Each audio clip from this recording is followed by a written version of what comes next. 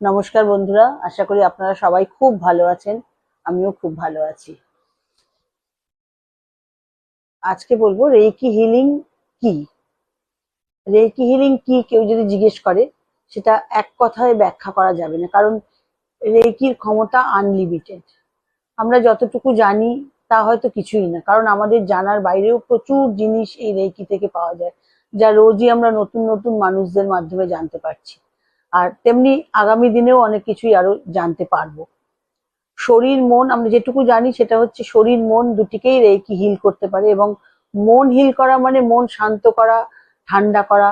একটা রাগী মানুষকে রেইকি অল্প কিছুদিনের অভ্যাসের পরে একজন নরম ঠান্ডা মানুষে পরিণত করতে পারে। এরকম লোক প্রচুর আমাদের কাছে শিখেছেন, যারা খুব রাগী কিন্তু রেইকি শেখার পরে তাদের সেই রাগ একদম জল হয়ে গেছে। রেইকি শেখা ও অভ্যাস করার জন্য আপনার কোনো শারীরিক ও মানসিক রোগ থাকার দরকার নেই। আপনি রোজ সকালে উঠে যেমন প্রাণায়াম করেন, উম, উম, বা এক্সারসাইজ করেন, সেরকম আপনি বা ধ্যান করেন, সেরকম ধ্যানের মতো রেইকি প্র্যাকটিস করতেই পারেন। অসুস্থ শরীর সুস্থ হবে, ও সুস্থ শরীর আরো সুস্থ ও সুন্দর হবে। সুতরাং রেইকিকে সাথে রাখুন, রেইকির সাথে থাকুন। রেইকি শিখে নিজের বা অন্যের ব্যথা নিজেই ইনস্ট্যান্ট হিল করতে পারবেন, যা আমরা শিখিয়ে থাকি। অনেকগুলো ফোন পেয়েছি, যাতে অনেকেই জিজ্ঞেস করেছেন যে চিকিৎসা সম্বন্ধে একটুখানি যদি বলেন, স্পর্শ চিকিৎসাটা কি। তা রেইকি মানেই হচ্ছে স্পর্শ চিকিৎসা। আরইআই রেই মানে মহাজাগতিক, এবং কেআই মানে শক্তি, মহাজাগতিক প্রাণ শক্তি বা শক্তি। এই চিকিৎসাতে কোনো ওষুধ বা কোনো মেশিন দিয়ে থেরাপি নেবার প্রয়োজন হয় না।